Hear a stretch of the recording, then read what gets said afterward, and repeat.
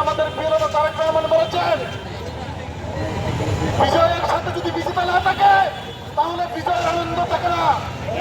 আপনাদেরকে মনে রাখতে হবে, ছাত্রলীগ, যুবলীগ, আওয়ামী লীগ যারা সন্ত্রাসী করেছে তাদেরকে আইনের হাতে সমাপ্ত করে দিতে হবে, অস্ত্রবাদদেরকে অস্ত্র দিয়ে তুলে দিতে হবে। কিন্তু আমাদেরকে মনে রাখতে হবে, এই দেশের নাগরিক যারা ভয়ের কারণে আওয়ামী লীগের অত্যাচারের কারণে আওয়ামী লীগের সাথে কোনোভাবে মিশছে অথবা হয়রানির শিকার হয়েছে, অতীতে নির্যাতনের শিকার হয়েছে অথবা বিএনপি করতে গিয়ে নির্যাতনের শিকার হয়েছে, সেই সকল নেতা কর্মীদেরকে আমাদেরকে সহযোগিতা করতে হবে। পূর্বের নেই যদি সন্ত্রাসী কর্মকাণ্ড চলে, চাঁদাবাজি চলে, অন্যায় অত্যাচার চলে, বন্দুকের নোট থেকে যদি টাকা আদায় করা হয় কার থেকে, তাহলে পূর্বের মতো যদি আমাদের আওয়ামী লীগের মতো যদি আমাদের লোকেরাও করে তাহলে কি আমরা আমাদেরকে জনগণ ভোট দিবে?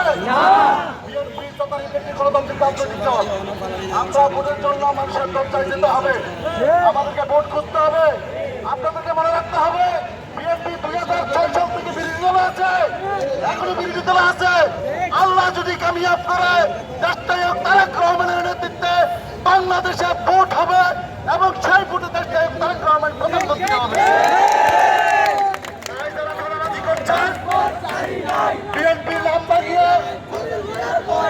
বিএনপির নাম বাগিয়ে বিভিন্ন মার্কেট দখল করে এবং বিএনপির নাম বাগিয়ে টং দোকান থেকে বিভিন্ন জায়গা থেকে মানুষকে হয়রানি করছেন।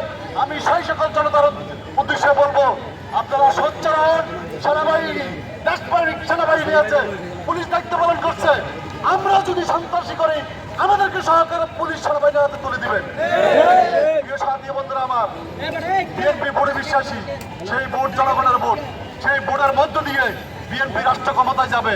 আপনারা ইতিমধ্যে জেনেছেন, বাংলাদেশের ভিতরে তারেক রহমান আরেকটি কথা বলেছেন, বাংলাদেশের ভিতরে বিএনপির বিরুদ্ধে ষড়যন্ত্র হচ্ছে, বাংলাদেশের ভিতরে একটি রাজনৈতিক দল বিএনপির ভিতরে ষড়যন্ত্র করছে এবং বহির্বিশ্ব থেকে বিএনপির বিরুদ্ধে আবারও ষড়যন্ত্র চলছে। আমরা নেতা কর্মীরা অতীতে বারংবার আন্দোলন করছি, শেখ হাসিনাকে পতন ঘটাতে পারি না।